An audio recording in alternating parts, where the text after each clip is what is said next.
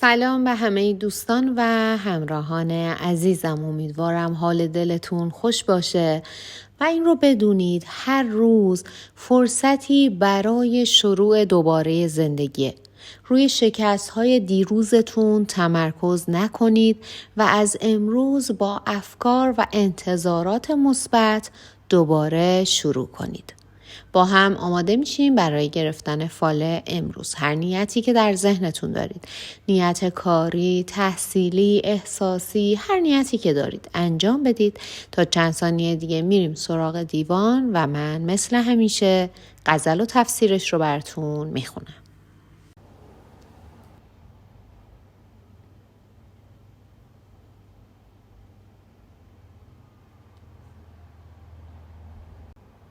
خب دوستان، اگر نیت هاتون رو انجام دادین با هم ببینیم حافظ امروز چطور ما راهنمایی میکنه.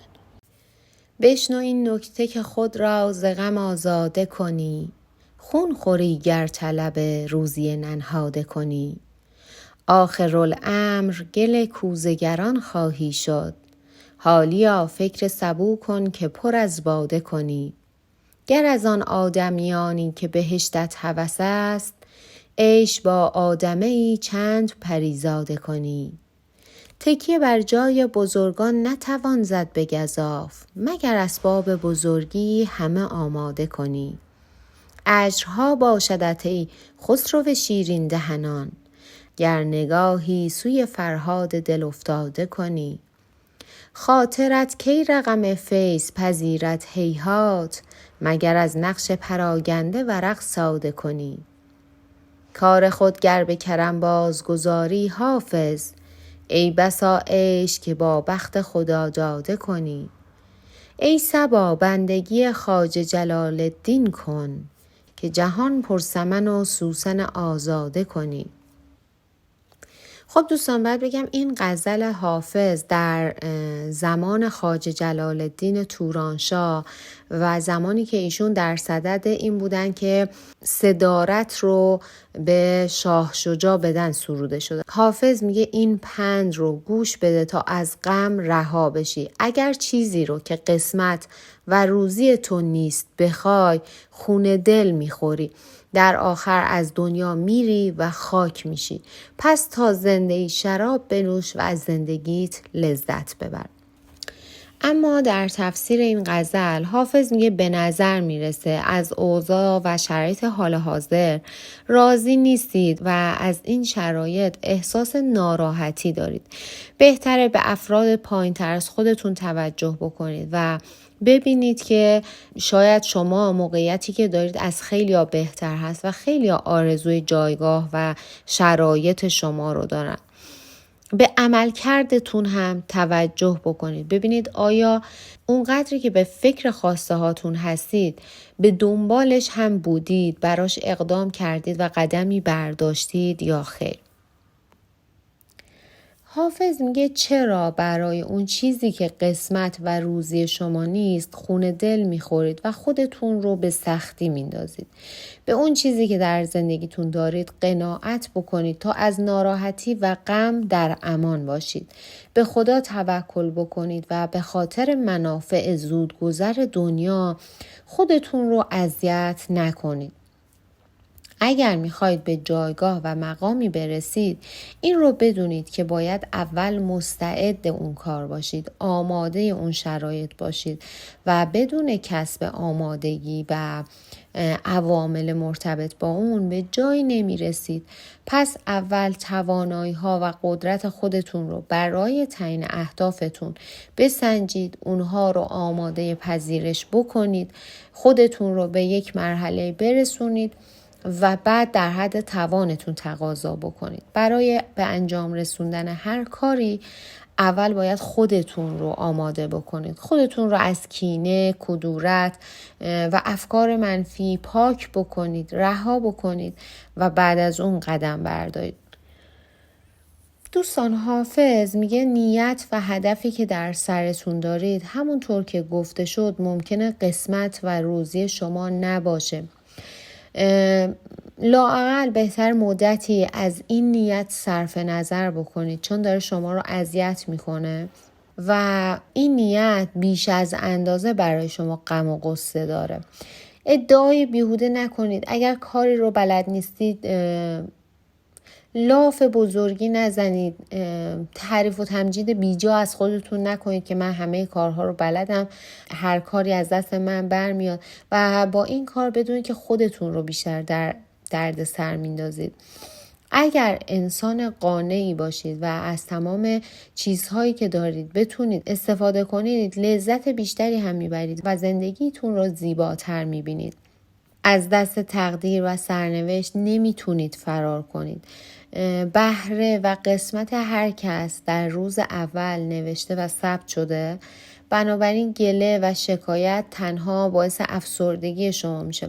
شما فقط میتونید با تلاشتون، با همت و اراده‌ای که دارید به چیزهایی که میخواید دست پیدا کنید و هر چیزی رو اجازه بدید در زمان خاص خودش اتفاق بیفته. شاید شما برای به دست آوردن خیلی چیزها عجله دارید، اما همونطور که گفته شد، اولا شما آمادگی لازم رو نداره و دوما وقتش و زمان مناسبش برای انجام و اجرای اون نیت در حال حاضر نباشه. ظاهراً مدتی هست که خودتون رو گم کردید. علتش اضطراب و پریشانی ناشی از وسواس بیش از حدی که دارید هست. وسواس فکری، به موضوعات بیش از اندازه فکر میکنید و در ذهنتون بهشون پر و بال میدید، در صورتی که خیلی از مواقع شما فقط باید بگذرید، فقط باید از مسائل رد بشید و خودتون رو درگیر اون مسائل و اتفاقات نکنید. بیشتر مواقع نگرانی شما به دلیل حس مسئولیت بیش از حد شما هست، به طوری که این پریشانی ها گاهی اعتماد به نفس شما رو زیر سوال میبره. در ظاهر خودتون رو سرد مزاج یا آدم خونسردی معرفی میکنید، اما شما فردی با مهر و محبت هستید و در واقع درد و رنج دیگران شما رو ناراحت میکنه و سعی میکنید همیشه با بقیه یک رفتار صمیمانه داشته باشید تا بتونید بهشون کمک بکنید و اصولا فردی هستید که سعی میکنید با هر شخصی مثل خودش رفتار بکنید. با بچه بچه باشید، با بزرگ بزرگ باشید، با ثروتمند ثروتمند باشید و با افراد تهیدست و نیازمند سعی میکنید مثل خودشون باشید و اجازه نمیدید که اونها احساس کم ارزش بودن بکنن و همیشه دوست دارید انقدر ثروتمند باشید تا بتونید به همه کمک بکنید. اما برای کمک به دیگران همیشه نیاز به ثروتمند بودن نیست. گاهی وقتها با دست خالی هم میتونیم به بقیه کمک کنیم. همین که گوش شنوای درد و دل عزیزانمون، دوستامون باشیم. همین که بتونیم اگر در خیابان پیرمرد یا پیرزنی رو دیدیم وسیله سنگینی رو دارن حمل میکنن، بهشون کمک بکنیم. اینها ارزش های انسانی ما رو میرسونه و همیشه کمک ها نباید مالی باشه. در بیت 4 که میگه تکیه بر جای بزرگان نتوان زد به گزاف، مگر اسباب بزرگی همه آماده کنی، در واقع اینجا حافظ داره میگه بزرگی نه به تحصیلاته که بریم هی مدرک های زیادی بگیریم، نه به پوله که مثلا خونمون کجا باشه، چه ماشینی داشته باشیم. به جای همه اینها میگه مگر اسباب بزرگی همه آماده کنی. اسباب بزرگی چیه؟ مثلا ادب، اینکه چجوری رشد کردی، دیگران رو نردبون کردی یا باعث رشد دیگران شدی و خودت هم در کنار اونها رشد کردی. اسباب بزرگی صبوریه، درک دیگرانه، محبته و شادیه.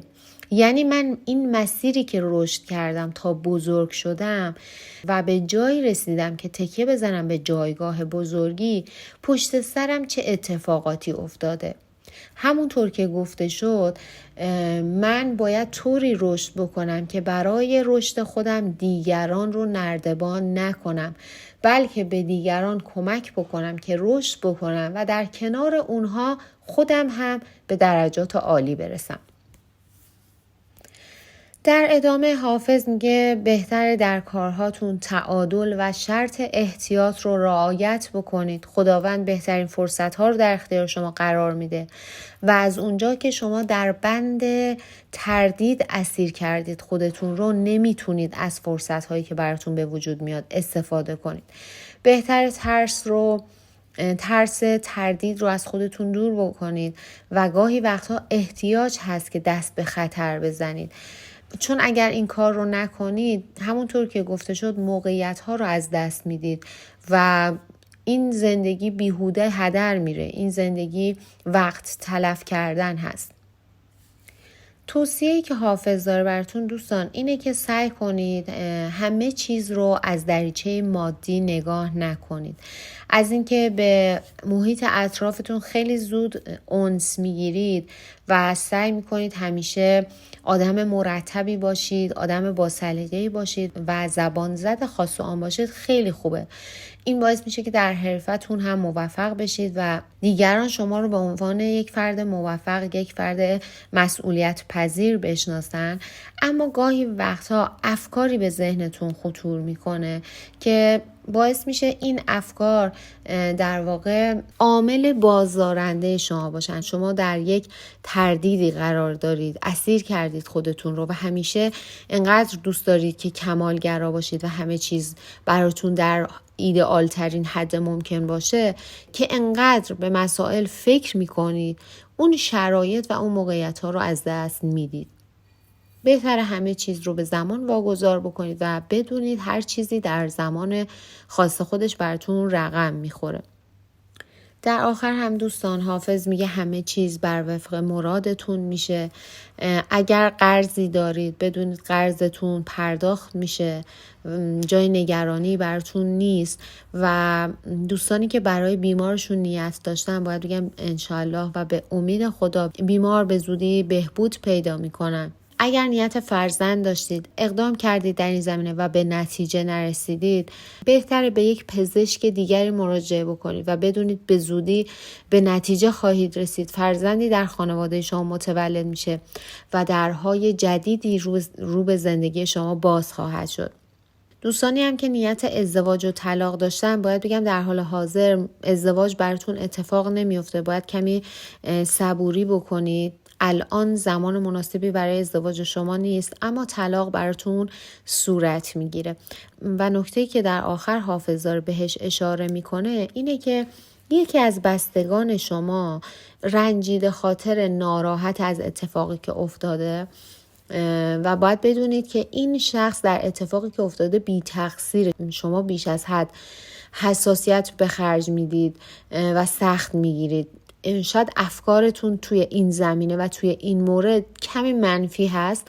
بهتره باهاش صحبت بکنید، دلیل رو از خودش جویا بشید و بدونید که با صحبت کردن خیلی از مسائل راحت تر حل خواهد شد.